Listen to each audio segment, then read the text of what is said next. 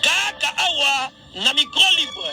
Oza libre loba ndenge olingi kasiko finga tepo jemima ibele alobi aweza masolo ya bato ya mayele 24 heures sur 24 heures. S'abonner na yo okozoma information ndenge esengeli.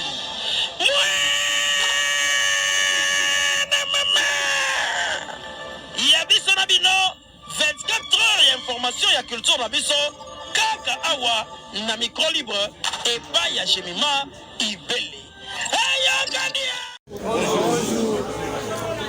Vous voyez en face de vous l'artiste musicien Ferregola qui est revenu au pays les 10 et il a voulu être face à la presse. Pour lui, il a choisi le moyen de la conférence de presse. Question de communiquer pour faire une pierre deux coups. Il ne sera pas allé dans nos différentes chaînes pour aller communiquer. Voilà pourquoi il a voulu appeler la presse pour que vous puissiez l'entendre. Et lui, à son tour, il va également vous attendre. Je me présente, je suis Charlie Prince. L'artiste est à ma gauche. Vers sa gauche, c'est mon confrère Willy Kayembe. Et au fond, c'est le directeur de marketing de l'artiste et musicien Ferregola, appelé Trésor Kongolo. À mon extrême droite, il y a Virginie Manganga, journaliste d'Antenne A. Ensemble, nous allons modérer cette conférence de presse. Les grandes lignes de la conférence de presse, c'est d'abord la venue de Ferregola. Peu avant les contretemps qu'il a trouvés, il avait mis à notre disposition un album appelé Dynastie, volume 1 si vous voulez. Après, il y a eu ce qu'il y a eu. Vous aurez certainement des questions à poser en rapport avec cet événement, malheureusement. Aussitôt revenu à sa liberté, il a repris le chemin du studio pour les comptes de l'album Dynastie D. L'album qui va réunir autour de lui les grands artistes, jadis collègues de Ferregola. Je ne saurais citer les noms ici, vous savez qui va participer dans cet album. Alors, chers amis de la presse, distingués invités, vous qui êtes venus nous voir dans cette conférence de presse, j'aimerais, avec tout le respect, que nous soyons dans ces grandes lignes. On parle de l'artiste et ses œuvres. N'allez pas de gauche à droite, ça ne nous amènera nulle part. On n'a pas besoin des noms de gens ici. On parle de l'artiste. Il a tellement de choses. Si on commence à parler de lui et ses œuvres, on peut même dormir ici. Ça ne sert à rien d'aller de gauche à droite, parler de X ou Y. Je crois que je ne suis pas seul. Je l'ai dit tout à l'heure. J'ai à ma gauche, à gauche de l'artiste, c'est notre confrère Willy Kayembe qui vous connaissez. Il va prendre la parole. Viendra également les tours de Virginie Manganga. Ensuite, nous allons donner les mots de la circonstance à l'artiste. Question de vous dire merci de votre présence. Et s'il y aura également quelque chose à vous dire en particulier, il va le dire. Ensuite, on va procéder au jet des questions-réponses. Willy Kayembe. Voilà. Chers confrères, chers consoeurs, bonsoir. Merci d'être là nombreux pour soutenir et écouter notre artiste Ferregola. Je suis d'ambiance. Je vais profiter aussi pour vous annoncer que nous avons la présence de M. Malik Mauro, qui est un des producteurs du continent africain. Il est juste à mon extrême gauche, après juste mon frère Trésor Kongolo. Vous pouvez applaudir pour lui quand même. Hein. C'est un grand producteur, il vient de la Côte d'Ivoire. Hein. Malik, merci beaucoup, bienvenue. Voilà. S'il vous plaît, nous sommes là bien sûr pour poser des questions à l'artiste concernant beaucoup de choses. Je sais que vous êtes assoiffés de la bonne nouvelle. Je vous souhaite la bienvenue Et j'aimerais que Virginie Manganga aussi puisse s'exprimer et vous parler un peu. Merci. Koi TV. Koi. Charlie Prince a tout à l'heure. Oh, Koi. Sur l'artiste Ferregola parce que déjà en juin 2023, à un événement où il y a un stade de martyr.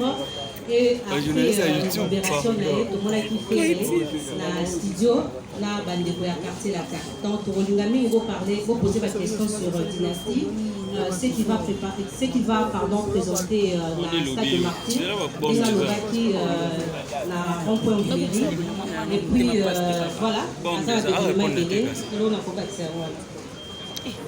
de. Merci Virginie. On va donner la parole à l'artiste.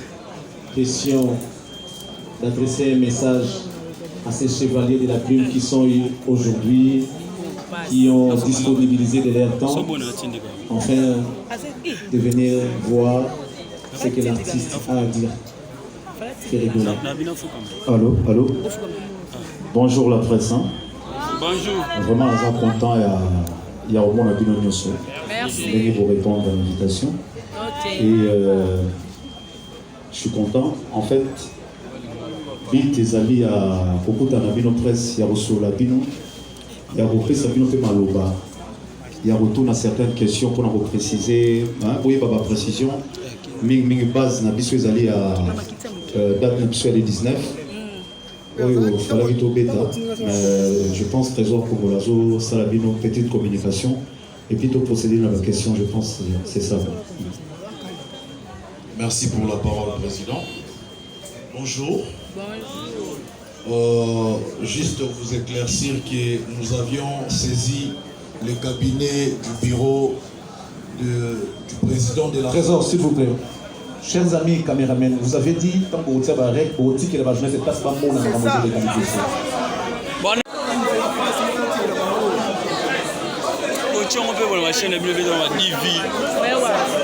D'accord, merci. Trésor, vous avez la parole. Merci. S'il vous plaît, dans le calme, s'il vous plaît. Permettez-moi de signaler la présence de Madame Karine Ouattara qui accompagne M. Malik Soumaoro.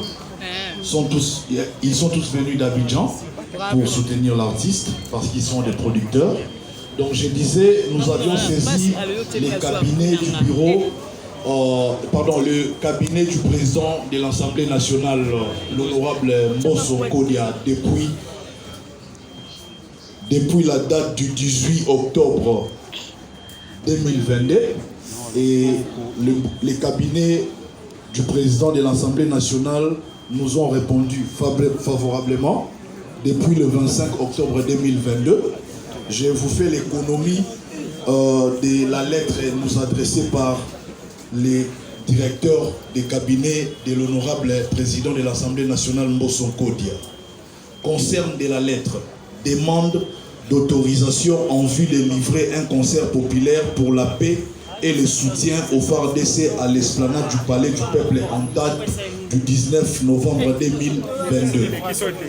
Messieurs, l'honorable président de l'Assemblée nationale m'instruit de vous autoriser l'utilisation de l'esplanade du Palais du Peuple en date du 19 novembre 2022 tel que sollicité en vue d'un concert populaire pour la paix et le soutien au FARDC.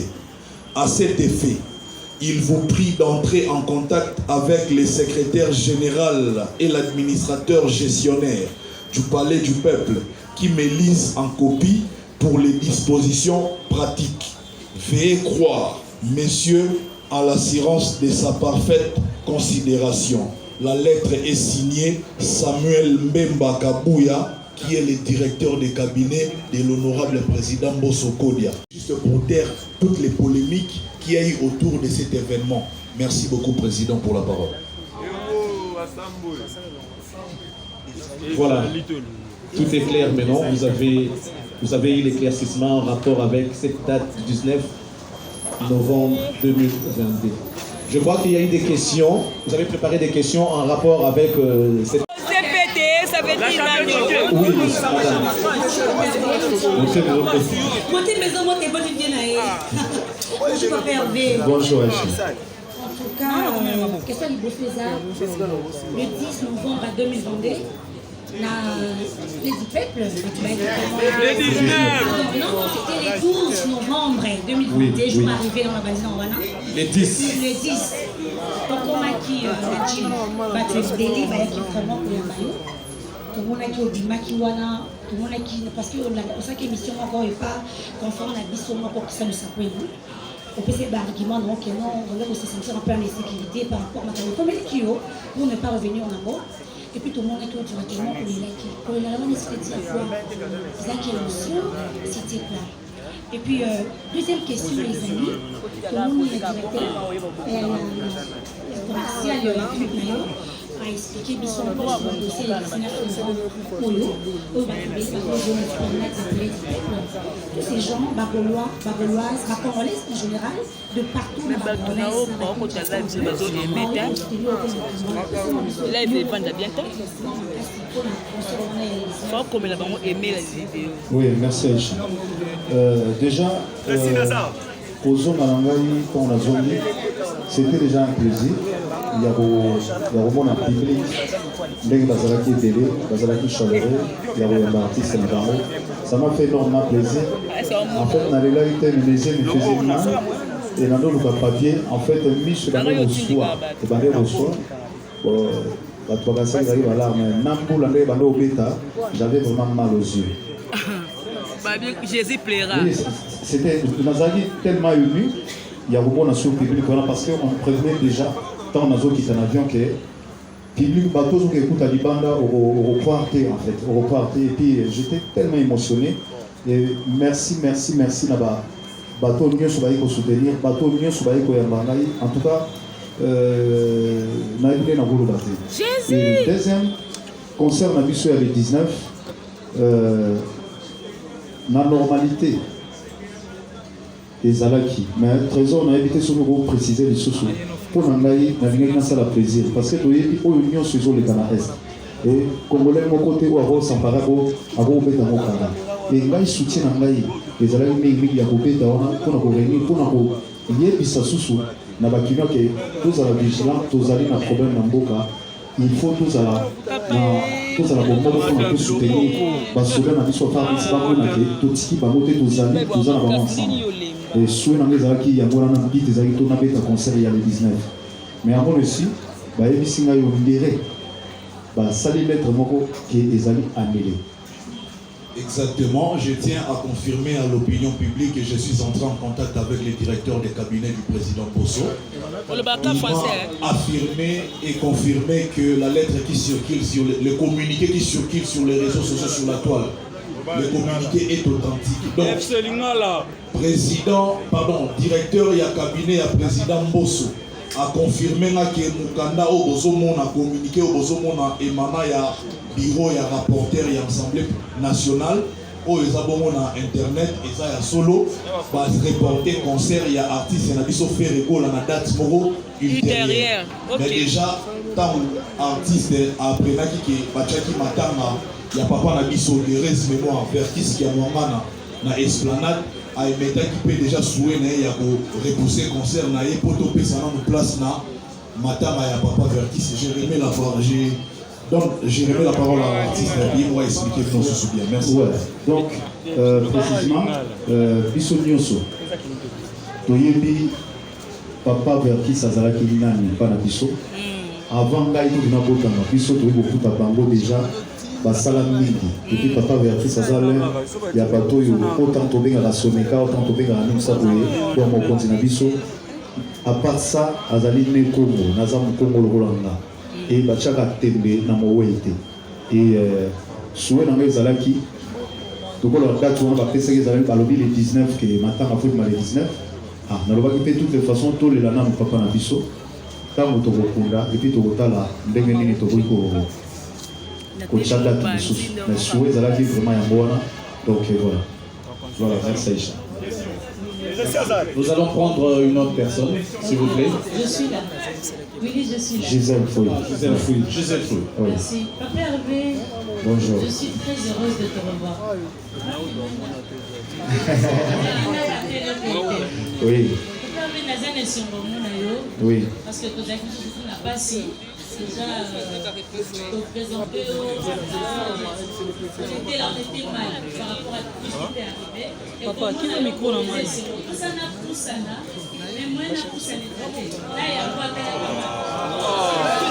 Oui, si, tolérance. Oh, il y a Maïe. Il y a cheese.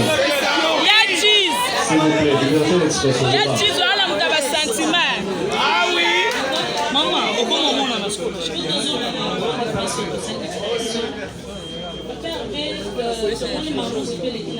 Merci parce que la situation, on a opinion et comprendre la réalité et la vérité des choses.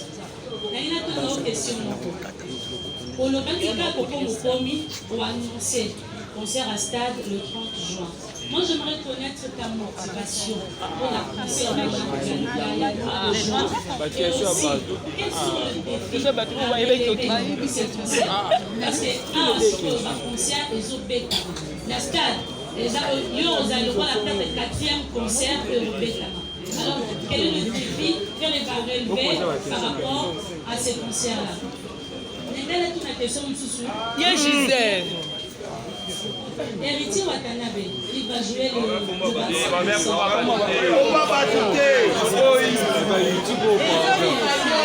S'il vous plaît. Boti Kaina. Vas-y rapidement. Oui. Vas-y rapidement. Ok, c'est bon. Donc c'était ça, ma père. Et puis, Nazem Tok. Oh, Yemina José. Et ça, José Yemina Lingala, Maïma Roboete. Et ça, qui était un travail pour José Amanoula Lingala. Et Maro Kito Kondé, tout le monde résultat. Meilleure question. Voilà, ça c'est la meilleure. Oui, déjà, merci Gisèle. Défi à relever, motivation soit tes amis, mais pour l'année. Au moins, il y a concert à Showman's. Les amis concert en privé, les amis sans public. La ligue qui vraiment sur la chaîne YouTube à concert. Mais il y a un concert de motivation dans la ligne livrée devant le peuple nyonso congolais. Il y a un moment que non, ici il y a malam ou il y a des ans à stade de marché. Parce que pour la ligne, le lot pour la Colombie, tout le monde qui n'a pas conduit, tout le monde qui n'a pas conduit, qui n'a pas représenté Rumba. Mais à on a Kinshasa, il faut tout représenter en Onamo. Na ba oyo biso bazana kata Kinshasa. Je pense album nanga o na sali à Dynastie. Na façon o na sali li yango na ligue na présenter yango de tobe ta concert sortie officielle yani na ligue na salango officiellement na stade des Martyrs avec Bagolois. Donc yango na mona na détermination ya robeta concert na ligue na zala vraiment très posé ba tout temps bagoya ba yoka musique ba yoka patrimoine ya Congo na chant. Précision dans les amis, il y a vraiment que non, c'est il y a un chanteur qui est dans la carte stade où on a Zoyemba et pas Yemba dans le monde motivation dans les amis. Un chanteur dans la stade où on a Zoyemba. Na Yemba qui top Mobimba. Alors le roi a déjà accent dans la Yemba. Et puis quand on a pensé na Yemba qui Mobimba, on a l'accès à partie où il y a à côté pour répéter.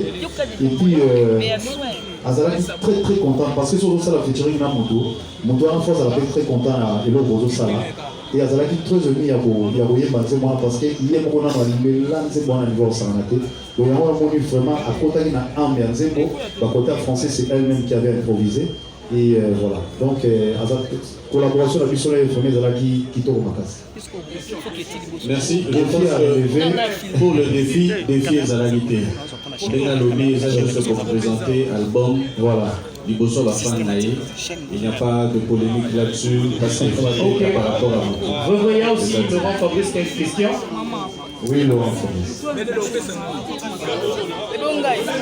Mais bonjour, qu'on a Anthony. Oui, le micro s'il vous plaît.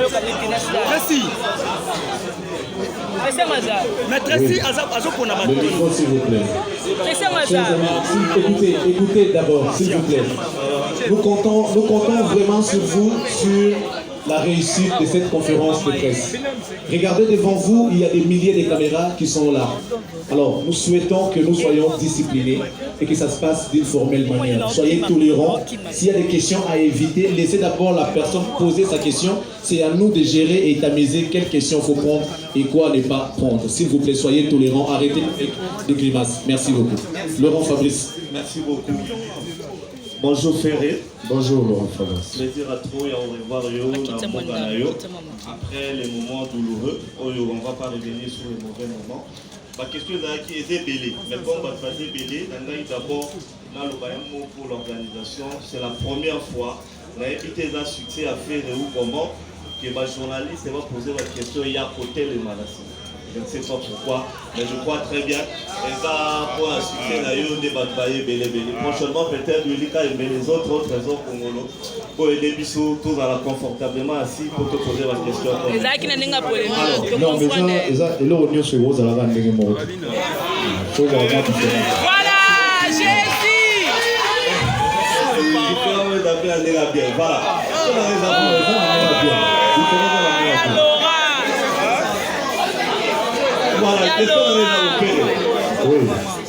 L'aéroport. Papa, on a bien la image. Nous sommes tous sur l'image. Nous avons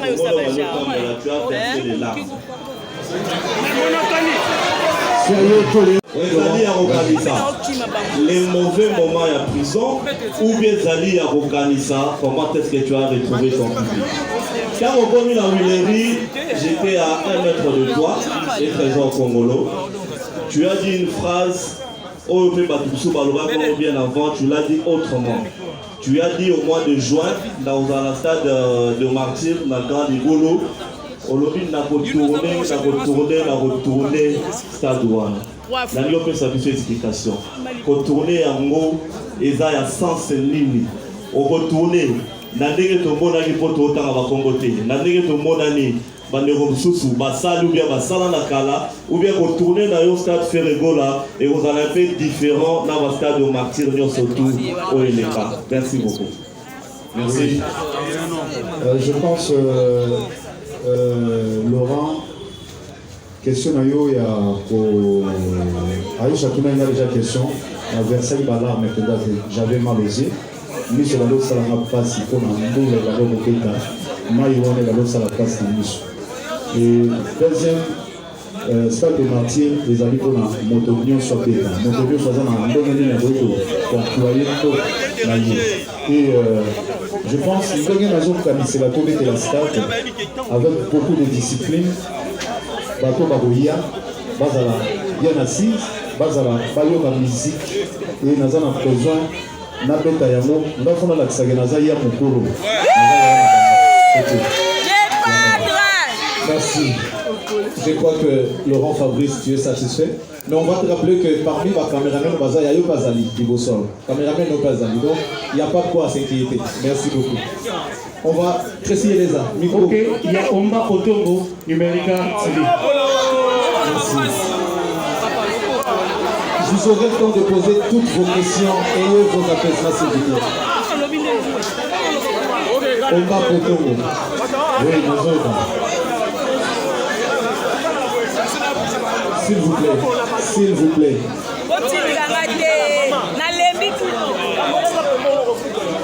S'il vous plaît, rapidement, on va. Voilà. Bonjour.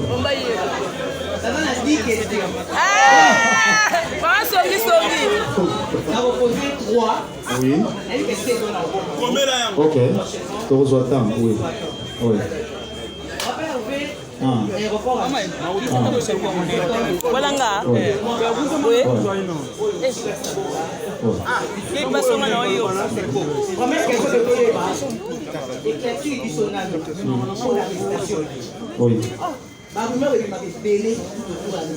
Oui, oui.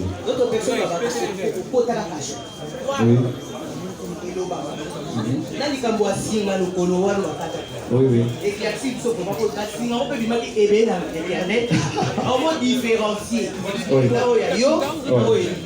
Oui. Deuxième question pour la stade de Martyr. Oui. Discussion ni niveau suit. Oui. Papa, on a aussi un théâtre. le 30 juin 2023. Oh, non, c'est ça, théâtre. Ma troisième question, c'est de savoir... Ça fait très mal. On a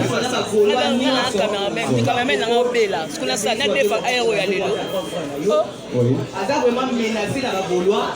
Aza kokulaye ya osakana à propos ya Olivier là il y a les 19 wana na palais du président au la caméra au solana au calmer ba Gaulois maman téléphone na no mona te maman waza liboso oui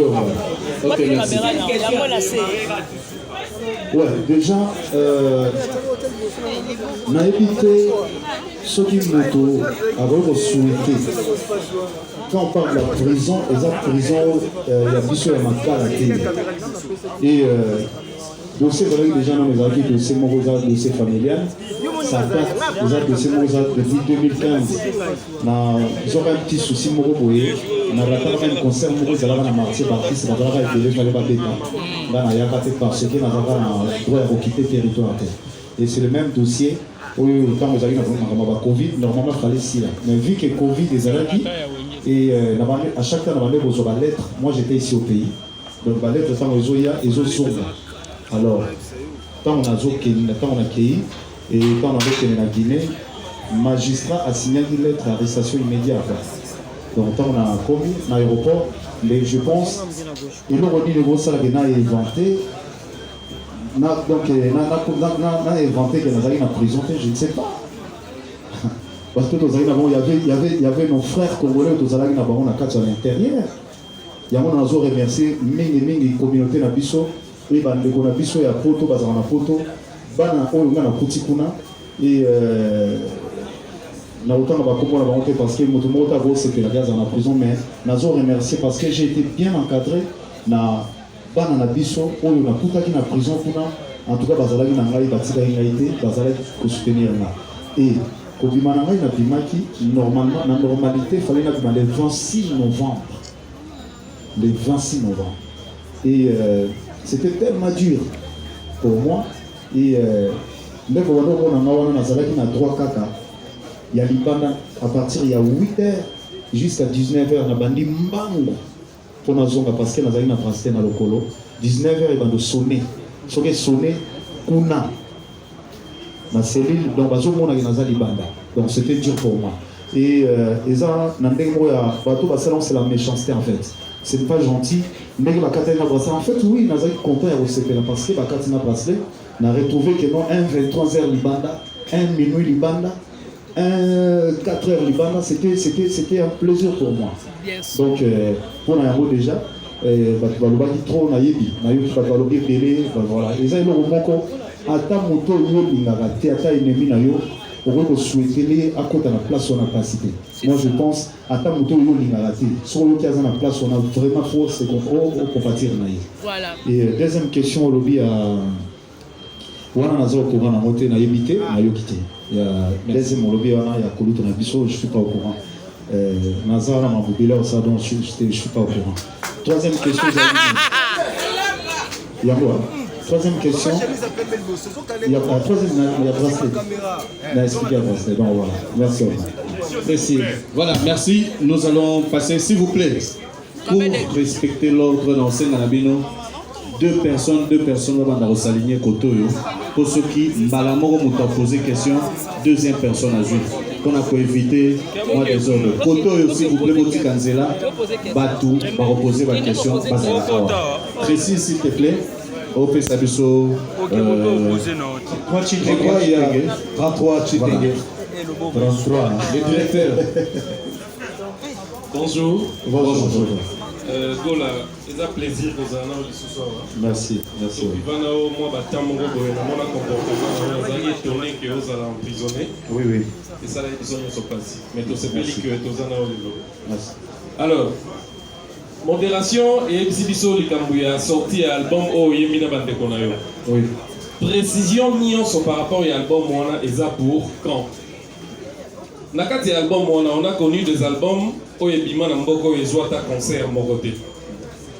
Est-ce que l'album Moana et la biso concert au grand complet, il y a Batnioso Bayembi dans le studio, parce qu'au jour d'aujourd'hui, il faut le dire, il est difficile aux artistes d'interpréter correctement Babiloko Baosa dans le studio. Alors, est-ce que nous aurons un concert un jour? Pour terminer, c'est vrai, nous avons survolé Kaka. Il faut que le président Verkis Azalagi Nani pour nous. Parce que nous avons annulé, ils ont humblement et puis ouvertement on dit on encaissé. Parce que le leader Bazali doit être. Alors, ce qui est aussi ici, en janvier, aux ans au Canada, qui en est le producteur? Merci. Merci François. Souhait dans les alliés, concert Nagopeta, les alliés qu'on a présenté Dynastie avec un bon cadeau pour la salle à Gaulois. Avec un bon cadeau, on s'en va Gaulois dans stade. Et on va prendre un peu bientôt pour la francophonie dans stade. On va travailler avec la stade. Total surtout aux dates le plus vite que possible avant. Parce que Balobi que le stade vous allez faire pendant un certain moment pour la francophonie. Donc on a ça en sorte. Nous avons travaillé dynastique calmement, nous avons travaillé bien pour. Nabeta yango ndenge kozoyokela yango nabeta yango ndenge wana koza na difficulté te ndenge bandeko na biso mosusu bazokutana yango mpona babeta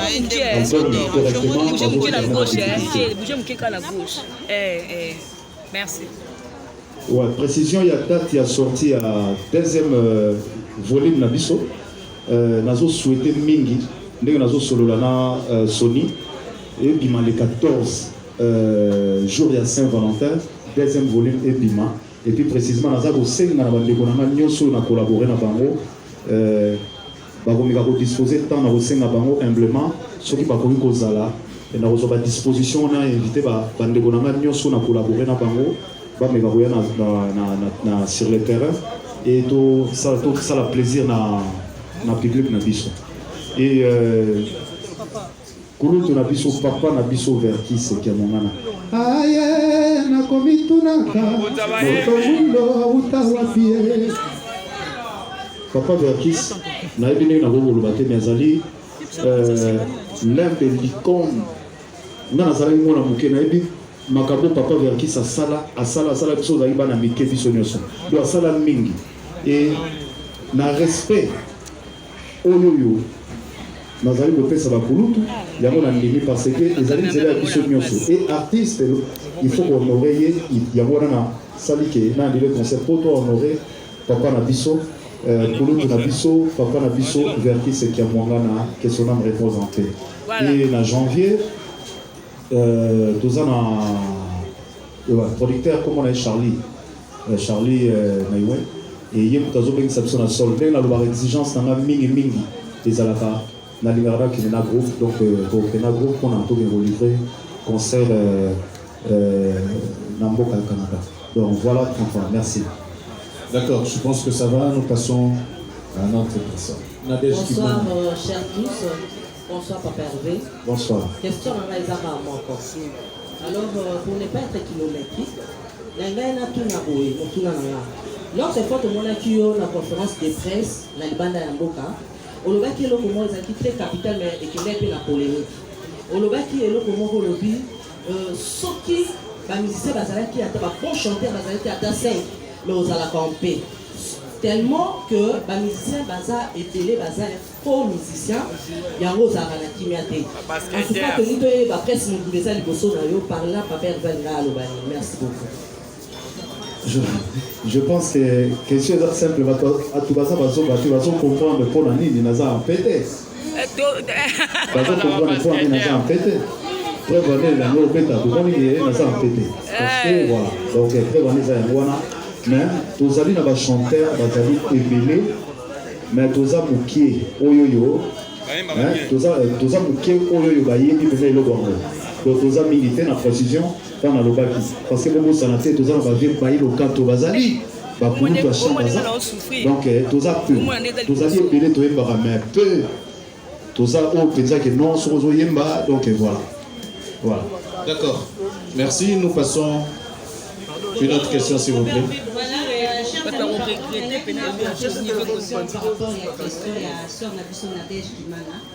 La conférence de presse à faire un niveau à Poto, à l'Obarate qui est faux chanteur.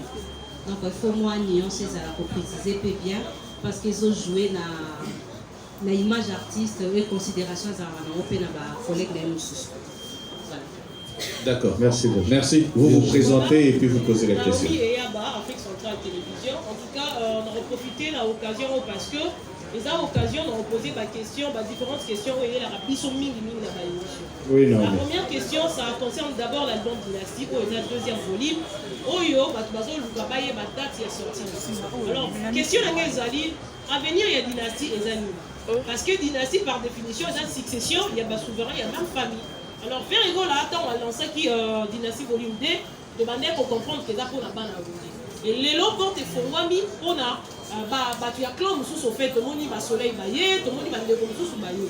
Alors, papa Hervé a expliqué Bisso à venir à Dynastie Dani parce que la concert il y a Rotana, tout le monde qui présente, il y a dit, il chante.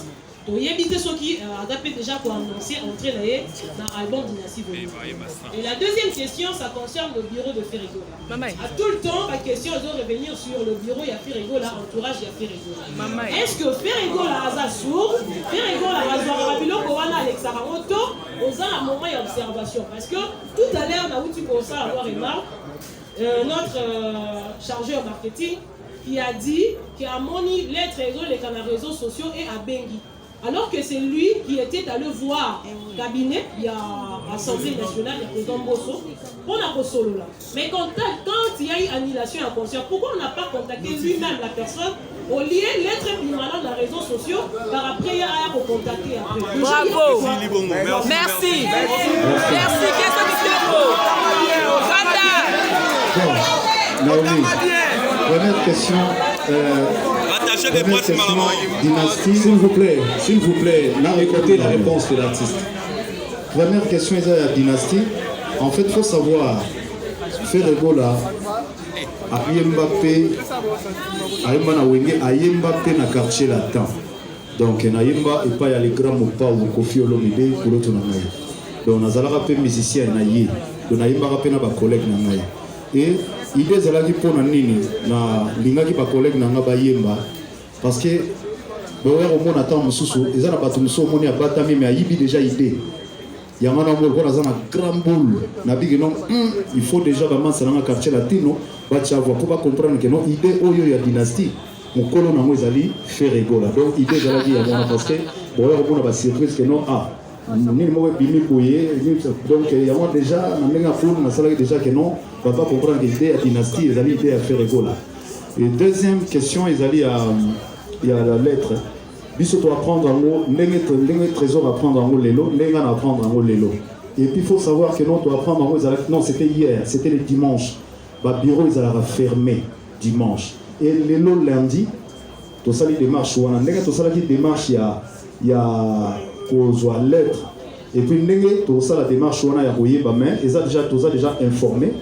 Et voilà. Trésor, je ne sais pas si tu peux répondre aussi. Merci beaucoup, Président, pour la parole.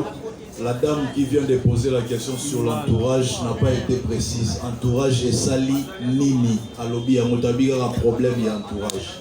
Dans le lobby, à Mukanda, Bisso, c'est ça qui cabinet à Président Bosso officiellement.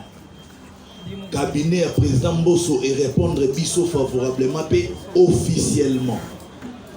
Lettre yangoyo peut-être bozana posa bomona lettre yangoyo eza papier duplicateur normal té eza bongo lettre émanant ya cabinet ya président Mbosso va répondre biso favorablement.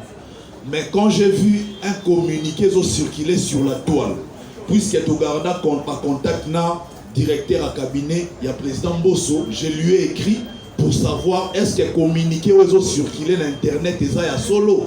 C'est alors qu'il me dira oui, les instructions viennent d'en haut. Mais puisque assembler et répondre biso bongo, biso to osiliké la bango pour nani bo répondre biso na mukanda te bo adresser na bureau ya artiste Ferrigola OK ko tchango na internet faute na bango pour nani bola tango entourage ya Ferré Gola. Nous on n'a rien à voir dans tout ça. Puisque nous sommes dans la norme pour respecter le canal officiel où au commis Mukanda va répondre normalement. Sauf question on a normalement madame est censé faut qu'elle reposer à mon bango battu ensemble et non il y a biso parce que biso est un document original. Tu es fâché. S'il vous plaît. Chers amis, on se calme. S'il vous plaît, au départ, on avait bien précisé que nous tournons autour de l'album Dynastie. L'arrivée de l'artiste Ferré Gola, il a beaucoup de projets. Les bureaux ne seront pas engagés ici, les à côté ne sont pas permis, s'il vous plaît. Restons dans de grandes lignes qu'on a données au début de la conférence de presse. Avec tous les respects, je sais qu'on est un télo, on va comprendre ça comme ça. Armand Bouka. Armand. Merci. Ferré Gola, grand artiste de mon pays. Bon retour, surtout nous sommes très contents. Merci. Je voudrais que par l'occasion, on partager expérience Moko avec la population congolaise. Tu as vécu des moments, peut-être pour la première fois de ta vie, mais simplement parce que tu as voulu corriger un membre de ta famille. Alors qu'en République démocratique du Congo, tu as vu qu'un parent congolais peut faire plus d'ailleurs que Oyo Salaki. Qu'est-ce que tu as comme expérience à partager avec la population congolaise vis-à-vis, il y a le moment où on a, et surtout, il y a acte où on a conséquences nango, les lots à niveau de la République démocratique du Congo. C'était ça ma question, mais sinon pour le reste, bravo en tant qu'artiste. Merci. Très bonne question. Déjà, Ngaï n'a raisonné tango. Parce que biso totangi na biso na bekola basango balaïque ndenge naza kutuna kanda parce que na raisonné biso bafoué na sikozo ba symbole symbole o bado pesa so ba symbole et biso topetama tellement trop na ba école et puis conseil nazo pesa déjà, on a les varamins, on a banaté, les arabes, bon, on a corrigé moi, ben voilà. On a beaucoup de choses très strictes, on a beaucoup de très strictes pour la mambo. Et puis, conseil, ça qui est là, parents, on a mis sur la maison, on a mis ta barna, ils ont bien été, ils ont malam mingité, ils ont malam té, pour la couper ta barna. Barna balbarana monoko, le bien na monoko, au corriger, au couper c'est moins petite punition, mais couper ta, ils ont malam té, prévalé, voilà. Ngai ezaleka pour corriger mon main et kei nangai voilà et kei nangai jusqu'aujourd'hui na subir mais il kolobate que non mais voilà na ina nangai parce que ça pour non ezalaki erreur na poto basimba moi na TP awa na opesa conseil na ba parents bana ba vetera bango te bagangela bango un petit punition c'est tout. Merci. D'accord, merci beaucoup Ferré. Nous passons à une autre question. Fifi Siwa.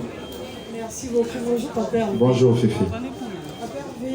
Eroyaki batobele bayeko ya bayo batobele balelaki na bato wana nyonso bazali na kati bana wenge mpe bazalaki. Est-ce que Ferré est déjà disponible pour la réconciliation normale là où première question parce que la Cour je peux poser ma question. Vas-y maman. Vas-y maman. La réconciliation de Ferré et Ouera c'est déjà proche. Première question. Deuxième question.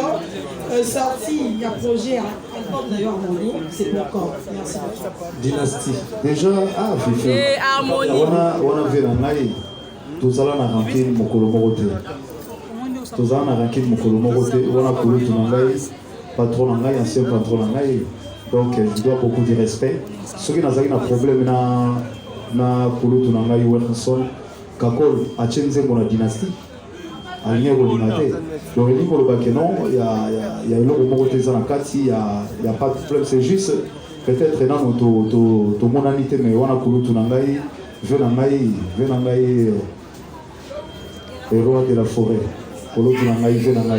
et dynastie n'a précisé qu'il y a le 14 février. Dieu merci, nous avons ça en sorte. Et puis vraiment le 14 février, va donner sur base à la version Ruba. Merci. Voilà. Nous prenons un autre intervenant. Mais ça combien? Ils sont nombreux quand même. Bonjour Jésus d'Elias. Bonjour. Félicitations, bon retour à tous. Merci. malgré la pression aux autres de part et d'autre. Oui. Quelle force nous a aussi la tête. Des leaks. Des leaks. Et puis je l'ai suivi dans la télévision. On l'a mis il y a aussi ma question. Parce que c'est du bon la liberté, au dédicace à Pasteur Moïse Bié. La relation mini. On a tout le le sang pour nous a mis dans le bateau, on a besoin de passer. Et puis, le bateau a séparé.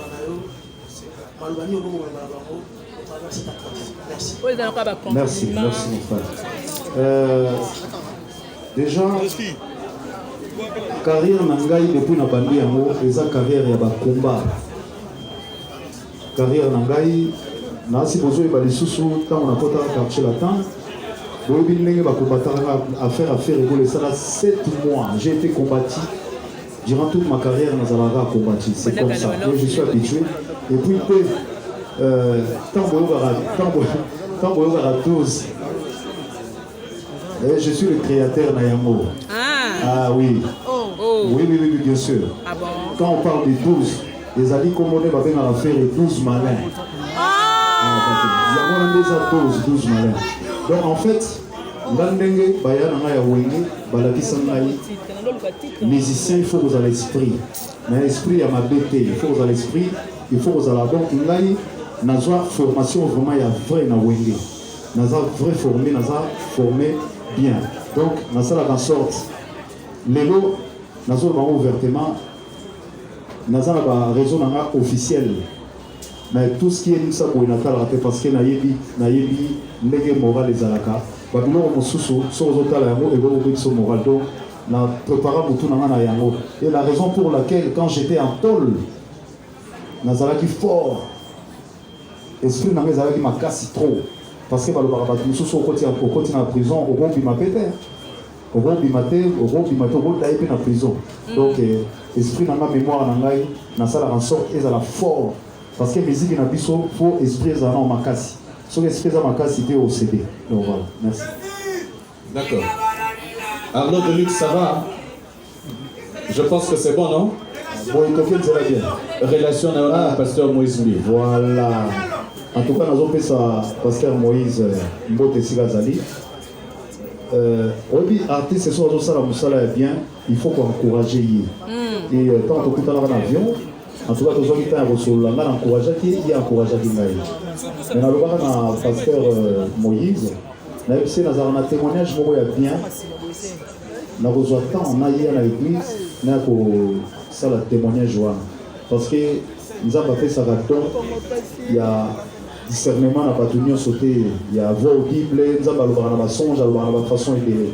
Et je pense, nous avons chance, nous avons chance, pardon, il y a une vision et aujourd'hui encore nous avons une vision sur les lots.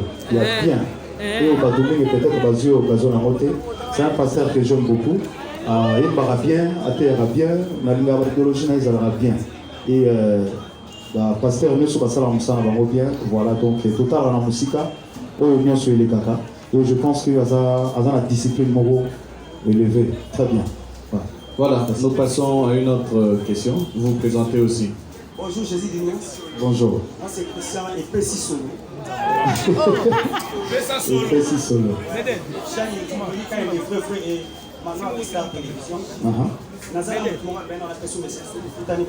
C'est Claudine, les designers habits. Ils sont toujours combattus. Merci, Claudine. Question là, tu parles PDG Paul Moutou.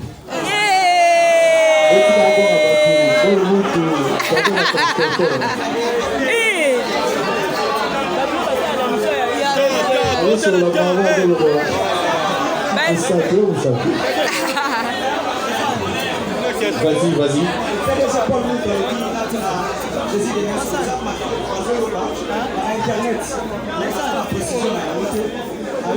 Collaboration mais à ce moment-là, il y a avec Kofi Olomide, ils ont la relation où ils ont il y a toujours un beau et un disque.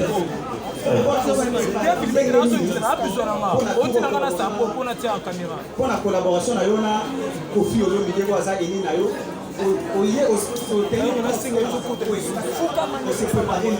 Voilà, merci beaucoup. Oui, il faut savoir, à Zalé de Dupont, il y a un mot dans la mission pour protéger. Donc, il vous aura toujours un plaisir de collaborer dans un grand artiste comme Gramopa ou Kofi Olomide. C'est un plaisir toujours de collaborer avec lui. Parce que voilà, c'est donc voilà, c'est un plaisir toujours de collaborer avec Moto Aïbi Boulot. Donc voilà. Didier Dita. Didier Dita, applaudissement Congo 24. Oui, Didier. Merci. Merci.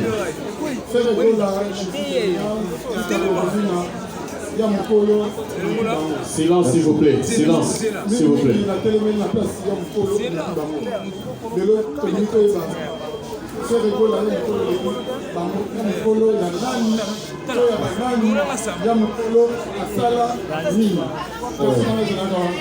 Merci beaucoup. Merci. Oui, il y a mon polo, dans la salle avant la Janati.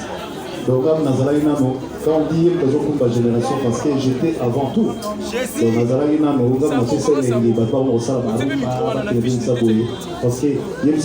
a les Zala avant vite à Imana. Eh bien, jeune. Avant vite à Imana. Donc, Naza fait côté mon gouvernement Zela, l'âme de Nassali Mwanzela, pour la bande de Gonamsou, dans la fête. Donc, voilà. Et nous revenons sur mon cabandano, les premiers Zalaka. Donc, voilà. Merci. Voilà, bonjour, frère. C'est Zéné Kombi, papa Véry. Voilà. Oui. C'est vrai parce que l'autre monde en Côte d'Ivoire, la qui concerne l'instrument. Et puis il y a cette chose. Donc, avec un polo, la bajou.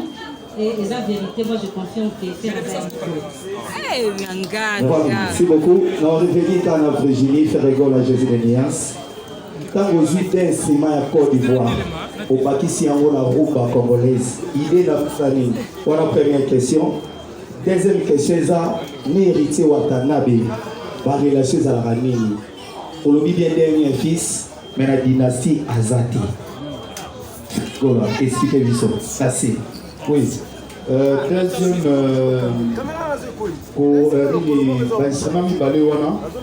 en fait, quand on a Kouloutou Franco, Makiadi, Papa Taboulay, Davien Nabiso, Basala, Mingi, la musique Nabiso, Papa Taboulay, Ayana Soum John. Donc, rien du Ayana, Papa Wendo, Ayana, je pense que c'est tout, Coco, ça tourne, Bilo, moi, de moi. La ligne dans l'histoire, écoutez la réponse de l'artiste. S'il vous plaît, que non, pas comprendre que non. Ainsi, la implique pour la musique congolaise. Et là, il y a un héritier, vous avez un problème de côté. Et puis, vous avez un problème de côté. Donc voilà. Et ça, il fait bien son travail et nous avons quitté à temps pour le moment où vous avez un problème d'héritier. Voilà. Azale Kinangai, album, on a vu ça la dynastie et considère qui héritier. Nasale featuring na JDT Molokoyo. Il y a une collaboration. Donc, tout ça, on se fait en collaboration parce que tout ça est parce que Barumba Nasale featuring na rêve à vie na commission na bien vu mélange. Et ça va fit. Tout ça, il y a aussi présenté Rumba, la meilleure, il y a 30. Voilà. Voilà, nous allons passer. Allez-y. Oui, merci. Donc, si passer les 100% Ferrego là. Oui. Bien accepté pour mon effort. En fait, c'est ça qu'on a fait Zaboui. Dynastie, ils avaient qui Wenge, c'est ta maison mère. La débit, mais bien, c'était Bazaraki. Quartier latin et hier.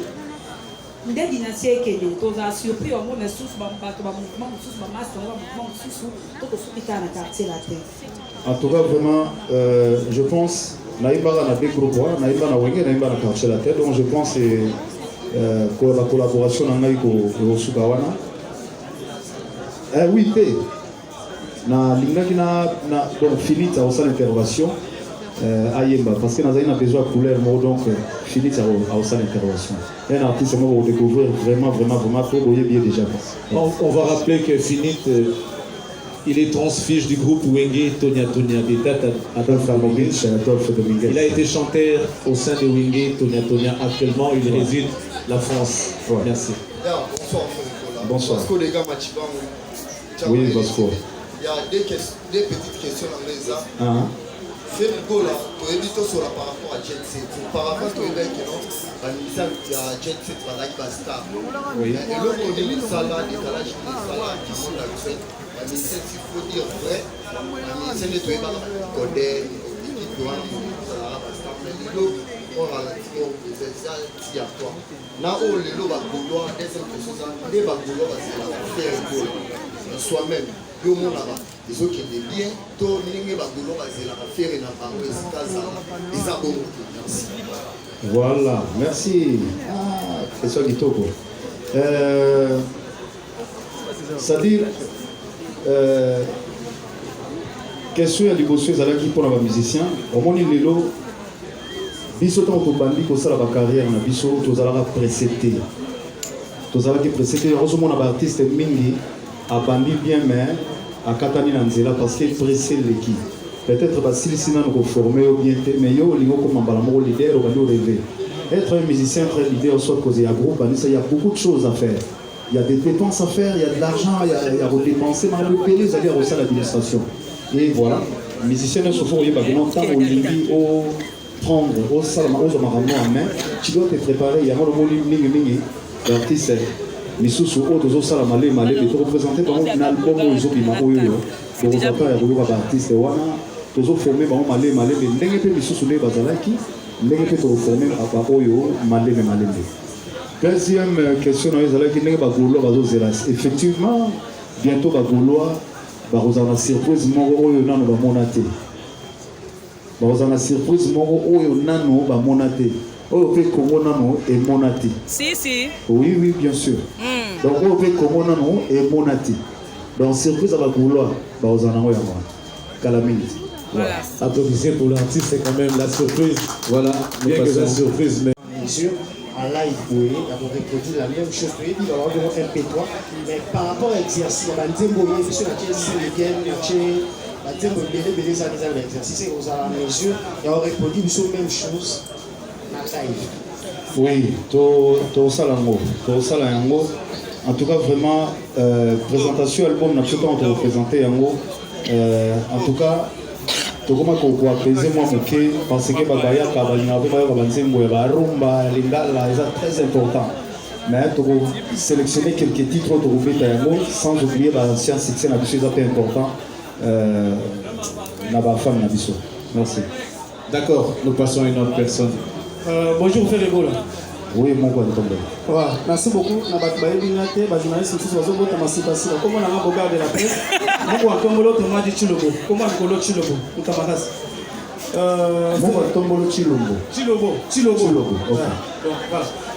Ferrego la Cécile Denias Modé. Oui. Na sepeli ndengo zongi na mabele na yo, mabela ba koko surtout moi na kisasa. Nazana mutuna moko pona yo. Et puis na ba population congolaise surtout ya Kinshasa par rapport à concert il y a les 19 on dit que non qui DMC avec qu'ils ont annulé mais par rapport au concert on les a qui pour la soutenir ba FRDC na est est-ce que na bossé ya bana Kinshasa pendant que ngana zana eli na bango pour amiter na ba député est-ce que moi ils ont fait le biso concert on a toujours na soutien il y a soutenir bande ko la biso na est au fait on na fikini au fait attaquer quelque chose pour la soutenir ndengo chaki date à 19. Merci beaucoup. Merci.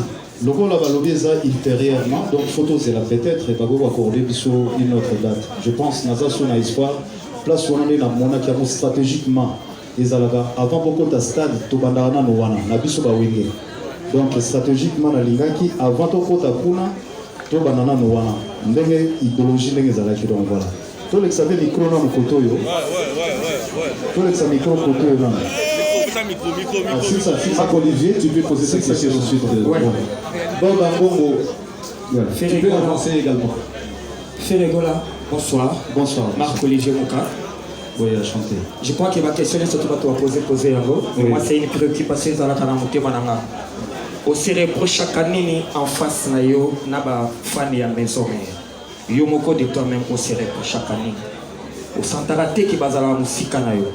De toi-même au cérébro chaque année. Et puis, ni le recours na fan ya maison mère directement. Félicitations pour ton album. Merci. J'ai pris le temps d'écouter les chansons. Merci, merci. Fan ya maison mère. Na évité. Fan ya maison mère ezali ngai, ezali yo, ezali biso nyonso. Ngai tozali awa. Toza ba fan ya maison mère. Et puis on va se reprocher na eloko moko te na ba fan ya maison mère. Ko fan ya maison mère ezali ngai, yo, nini biso nyonso. Tozali ba fan. Et puis pourquoi nazolinga na ba collègue na yebi na bango parce que na lingi bayoka lisusu mwa idéologie wana ndenge ezalaki. Donc nostalgie wana ya biso ya maison mère to do beta ya mona na mikelo wana sana dynastie tozo sama bilenge wana. D'accord, merci beaucoup Marc-Olivier Mouka. Voilà, vas-y, vous présentez ou posez la question. Bonjour monsieur. C'est une question depuis Kala. Oui, Diego. Oui, je suis Diego Kaïba. Oui. Présentateur de l'émission La Voix du Pays, l'émission sociopolitique. Je suis aussi intéressé par On sait la volume. Carrément, vous pouvez avancer. Avancez, Diego. Avancez. Oh. Merci beaucoup. Ma question est celle-ci. Après votre sortie, on a religieusement au lobby, on a été dénié au Kotaki en froid, dans le grand frère, non, c'est ce qu'on a au Kiolomide, pour s'arrêter bien. Mais aujourd'hui, on retourne à Colombe, en Italie, une série à parler du peuple. Relation à Yona Grand Frère, et côté au fond. Est-ce qu'aujourd'hui, Ferregola revient encore à ses vieux démons pour nous pousser à côté en froid, dans la grand frère, au Kiolomide, au Weranson et tant d'autres? Pourquoi Ferregola a calmé l'entourage naïf pour continuer pour dire qu'on fait quoi. Une deuxième question, finie par là. Avant Obima, on a qui frère Nayo Ferregola. Oui, Ferregola faut arriver à l'entourage naïf. Aujourd'hui, deux mots ont des agréments, même à faire un concert. Est-ce que ça ne vous interpelle pas de voir que votre entourage pose problème pendant que les gens disent que Ferregola doit revoir son entourage? Quand est-ce que Ferregola va tabler sur cette question de son entourage? D'accord. Wana ils ont une campagne de déstabilisation, c'est ça qu'on appelle. Tu vois? Si j'étais mal organisé, quand je suis rentré en prison, je pense mal entouré. Si j'étais mal entouré, preuve derrière moi. Donc on est une structure et salami. Et puis, tout le monde non faire la côté présenté parce qu'il y avait une structure et zalaki bien encadrée où ils avaient une organisation. Depuis il y a mis Balo lobby à Kouloutounanga, je ne suis pas au courant parce que depuis il y en a promis, je ne sais pas ce qui se passe parce qu'il y a des démarches, tout ça m'a belé. Depuis il y a commis, il fallait tomber un concert, tout ça il y a des répétitions où ils avaient vraiment, il fallait tout livrer concert, on a besoin de 2 jours. Et puis il faut savoir qu'il y a presque 5 mois à Yembati. Voir ils allaient rater ma chauffeur à Yango. Donc on a se concentré vraiment mis dans la répétition. Je ne suis pas au courant de ma besoin de Kouloutounanga, donc on n'a même pas.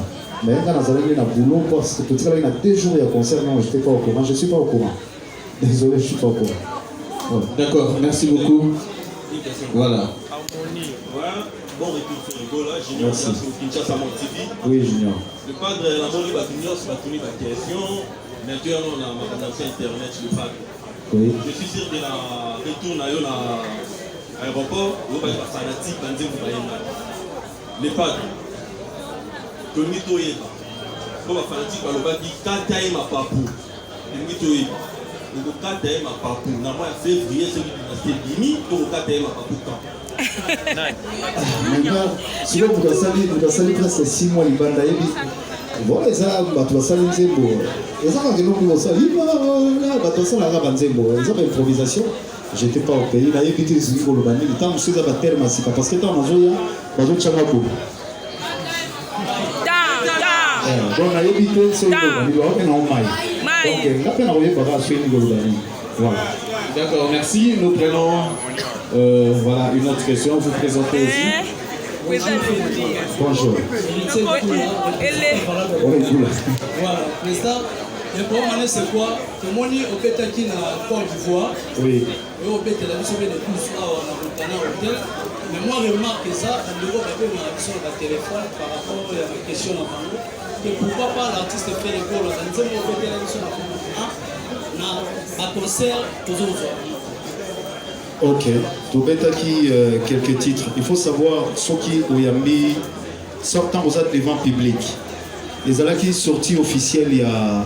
Non, répondons. Les Alaki sortis officiels il y a Dynastité. Les Alaki concert mon faire dans l'ancien succès épelé. On va tout envoyer. Tout Pétaki quelques titres il y a Dynastie à Sika. Et puis, au Senga, il y a les Alaki la troisième doigt pèse. Bazan a besoin d'un gros bandit mon sous. Donc on mélange tout. Et t'as moi quelques titres il y a Sika. Et puis, tout le monde qui n'a pas ancien succès, va vraiment pour ça. Donc, il faut vous satisfaire le public où il y a. On va vous exiger, on ne peut pas bon, par exemple, l'artiste, on a besoin, il y a eux, on a besoin, il y a eux. Donc, voilà, c'est ça. Merci. Merci, vous vous présentez aussi. Merci, Londi Premier, Congo Best Télévision et puis Congo Mokili. Ok, Congo Mokili. Merci. Ferregola, Ngai Nazala Angola. Naïe objectivement pour notre salle. Écoutez la conférence de presse, il fallait vraiment la zone. Et là, à Liboso, pour excuser, on a félicité nos groupe au Sali, on a Charlie Prince et puis Baza. Ça prouve que le lendemain, par reproche et belé aux insultés par rapport à savoir-faire en avant. Ferregola Angola. Naïe bitan to salaka, Bamakila, champion. Isona Balasconi, héritier Mobiala, aux Alaki une équipe forte. Moi, question à moi, Songi Mouké, Nimbisama, et qu'on a bien fait la open la mission sur ma papier flash, va représenter au Kuna, au mécanisme au niveau il y a évolution, il y a pas Gaulois, Kuna, parce que Bandeko Belé. Depuis au Soukissa Kobé, la mission de terrain basket, il est là à l'issue sur Angola. Alors ça pose tant de questions. On a un problème, on a un producteur qui est en Angola, tout ça, je pense que Ferregola a une réponse à Malam pour la Bandeko, Bazan Angola, pour Bazo Zela tellement, et tout ça vraiment a besoin d'un la carte Angola. Merci. Deuxième question, Yassou Kapé, Limbisama vraiment. Lelo, tout le monde qui. Bandeko Belé, Baleki Nayopo, Nayoka Kioza, moi Naniboso ya Maison Mère, côté Moussou Balobi, nos amis, cofondateur ya Maison Mère, Yodok Topé Sanga, réponse wana. Alors, tout le monde qui va comment un rythme ya roké négotika, va céder et faire ya rançon pour la bénédiction. Alors, yo la dynastie au Salisi, Maison Mère, na quartier latin. Est-ce que au Kozala na posé à la bénédiction à deux présidents, c'est-à-dire Kofi Olomide et Ranson ou la évité de l'Okena? Merci beaucoup. D'accord, merci. Très bien. Oui, bah, qu'elle soit bien. Angola, normalement, il fallait tomber à les 11 vis-à-vis à temps. Tant aux Alaki Nango, calendrier Nabiso. Il fallait tous à la Côte d'Ivoire pour permettre d'éviter Angola, Togoya, mais la majorité, les qui n'ont pas la soirée, on est sur le site, tout le monde a mis Kili, on a poto, la ligne bouillie, on est sur, on pousse les gens à poto, tout le monde a déjà dans un poto. Et les tiens, bien la soirée comme ça, la petite nation déjà petit dégât, on va dans un poto, ça va faire promotion côté Bazali. Et puis deuxième question, il faut savoir, bateau Bayebi. Il y a une maison mais Salama Bayebi fait les Azalaki à côté de l'île. Là, Nazali Papa Leki. Nazali Papa Leki. Donc, vient dans la couleur de Nangaï ou Ranson. Azali vient dans Gaï. Gaï saute le bol bien. Nazali va nettement Papa Leki. Ah bon?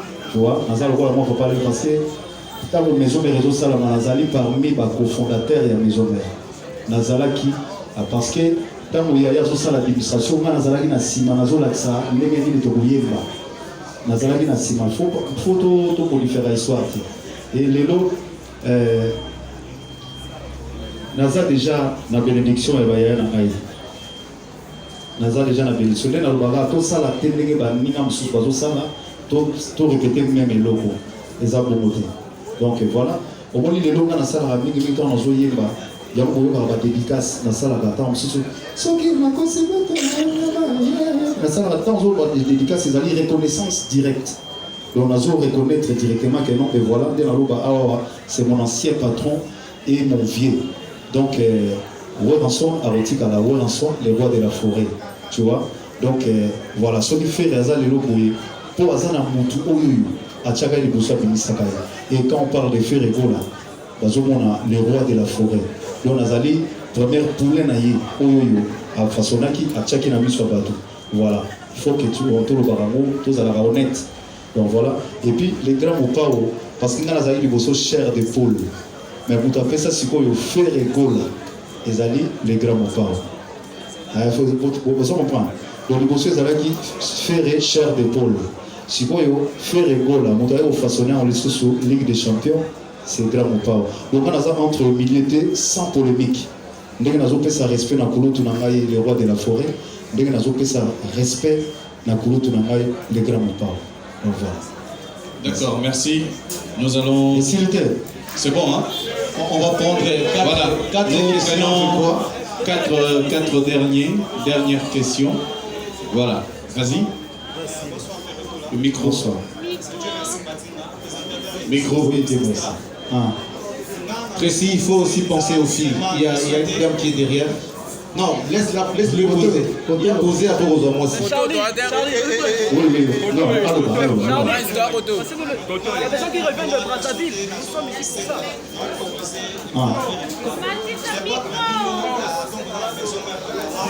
La répétition à Bino et Zalaki, Internet et Zalaki, lié Balaki déjà. Parce que le roi de la forêt a fait Sarabino, chance Wana, presse. Eko Maka et film à la répétition à Bino. Mais quand on constate les lots, on a un groupe d'accompagnement. On a un groupe Jet Set, on a dit que le président a mis ses faits rigola. Merci beaucoup. Groupe fait rigola, comme on dit. Mais tout ça, constamment, ils sont presse. Les lots presse en ligne, on a la vitesse sur les gars. C'est ça qu'on va compléter. Alors, c'est un fait rigola. Ce qui va répétition zone, tous à la autorisation. Presse en ligne, que tu y aies répétition à faire rigola. Pour image. Pour filmer, pour y aies sur Internet, par rapport à la difficulté, comment faire rigola au Yemba, et à la répétition à faire qui sera appelé pour faire rigola. Mais pour la minute, faire rigola dans la chaîne naïe, autant on a chaîne qui sont dans l'amour. Faire rigola TV Pézali, il y a ce générique à prendre. Faire rigola TV Pézali, ok, il y a tout là-bas. Merci la demande de Wana. Oui. Voilà. Mais l'autorisation. Oui, bien sûr. Wana pour filmer, il n'y a pas de souci ça. Merci. Pour la réflexion, la vie dans la chaîne et pour faire sa autorisation. Là, je pense que tu dois t'adresser au bureau de l'orchestre Ferregola. Oui. Voilà, nous passons à une autre question. Les albums, les a le plus vendus. Sur le plan, ils ont le plus vendu. Il y a une raison pour laquelle, parce que les ont un résultat déjà bien, il y a toujours une deuxième volume. Soit il y a les 30, il y a un lobby, on l'a vu tout à l'heure, comme ça, nous allons avant, parce que les travaux, j'ai lié ça dans le stage de marché pour la francophonie. Il y a un ça en sorte que nous, pour que nous avons l'autorité, le ministre Nabiso, il y a sport, le loisir. Donc, nous avons soumettre que possibilité d'aller, il faut que nous avons besoin que date le plus vite que possible pour notre livre concert avant l'ambassade pour nos travaux. Voilà. Merci. D'accord. Voilà, pour vous présenter. Je pense que ça sera la dernière question. Non, on va, Willy, s'il te plaît, Bon, tu nous viens de Brazzaville. Je vais aller rapidement. Je ne vais pas prendre beaucoup de minutes, s'il vous plaît. D'accord, vas-y. Que je pose bien des questions. Je risque d'être je suis Alexandre Paulin. Excusez-moi, je ne sais pas parler. Je suis chargé des communications, donc master sur en ligne, opportunité au ministère de Pêche et l'Élevage. Ma question est ainsi libérée. Si vous a été demandé de proposer un concert, de faire un concert avec Wally Poupa, selon les polémiques qui sont sur place, pour que la guerre qui se passe à l'est vis-à-vis de la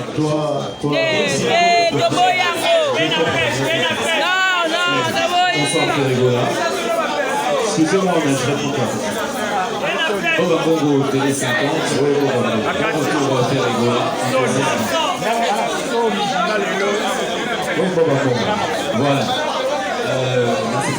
Merci de en bonne santé, un bon retour au pays. Merci. Alors, la grande question d'actualité, je pense que vous avez déjà évoqué avec les documents à l'appui, parce que ceci est que présenter des documents en copie serait une bonne chose pour la presse. Donc aussi on pourrait l'avoir, ce serait une bonne chose. Alors, la première des questions serait également de savoir Dynastie, par rapport à Dynastie, c'est vrai que c'est un album au sein de la collaboration avec d'autres membres de Wigé Musique Maison Mère. Mais ceux qui ont besoin en réalité, pourquoi ne pas avoir avantagé la sortie des œuvres en collaboration avec les amis, en lieu place que Ebanaka Yomoko, aussi longtemps que Yomoko déjà, public congolais essaie de savoir voir, n'empêche que ceux qui ont découvert une sorte artistique et Goyo Barosala, et Goyo peut-être mieux au ressortir, d'après ma question. La deuxième, en tant qu'artiste professionnel, pour se décider au Stade des Martyrs, est-ce que c'était déjà dans le programme de Verigola ou bien Ebini à l'improviste à la suite d'autres événements qui sont déroulés au Stade des Martyrs? Merci. Merci. Nasolo Rana, Kolo Tolangai, je pense que Nasolo Rana est déjà avant. Donc le projet Zalaki déjà, que ceux qui Bayaya Babeti, Yope Européta, na tour na yo. Mais Nasolo Rana, na Kolo Tolangai. Donc le projet est Zalaka déjà. Le deuxième, dans la normalité, les Zalaki fallait tout l'insana nous, na ba collègue nanga, mais Sony a exigé qui c'était l'exigence de Sony. Ni c'était ça, il fallait que nous soyons nos collègues nous sommes et pour éviter des affaires un bon surprise, mais il faut savoir aussi, nous sommes musiciens, tous à la passe. Pour nous sanguisa, pour jouer, les musiciens, où ils viennent dans la main, les alliés qui passent, mais les collègues n'en a tout ébani, moi esprit, c'était vraiment un peu difficile, mais bon. Les collègues n'en a tout ébani, on est déjà une famille. Et c'était vraiment difficile, pour nous réunir dans tout, c'était vraiment un peu difficile, mais Dieu il a fait grâce, donc bientôt et aux alas. Merci. D'accord, merci, nous prenons. Vas-y. Alors, merci, je me présente Junior Métallique pour le compte de DRTV Brazzaville. Oui.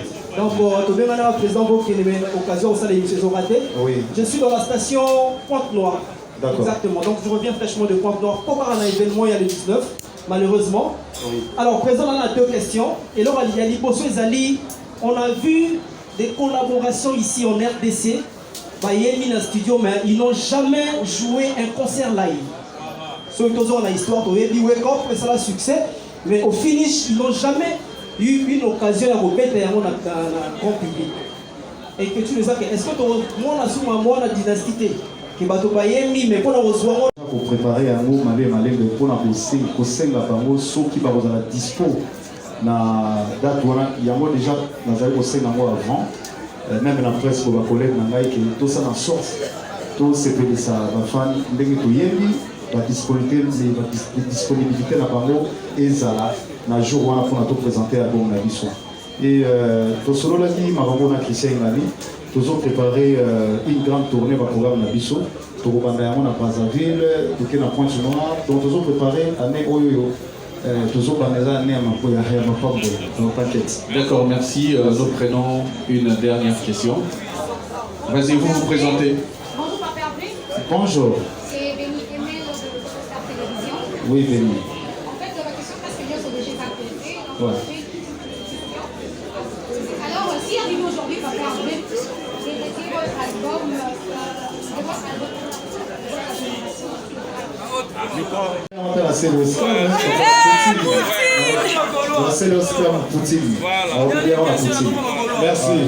Merci beaucoup. Tout est bien qui finit bien. C'est fini, merci. Faute de temps, on ne saura pas donner l'occasion à tout le monde de poser sa question. Vous aurez peut-être l'occasion de la voir sur le bandeau. S'il te plaît, Charlie, président, vous autorisez que la copie de la lettre soit distribuée à la presse ou pas? Ouais, après, si nous sommes ça, la communiquer mon trésor, ça là, pour la reprise dans la presse, pour la rose, pour la chose à la télévision. Voilà. Merci. Je crois que vous êtes satisfait. par rapport aux réponses de l'artiste. Vous avez eu les réponses par rapport à toutes vos questions. Nous vous demandons et nous vous prions avec tous les respects